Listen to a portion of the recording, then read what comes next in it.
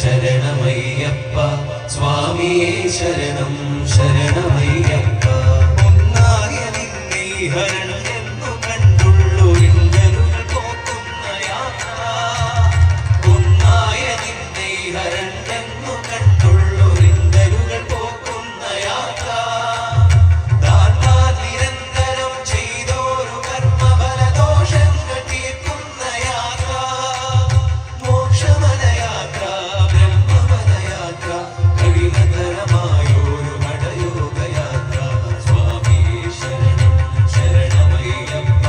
സ്വാമിയേ ശരണം ശരണമയ്യപ്പ സ്വാമിയേ ശരണം ശരണമയ്യപ്പ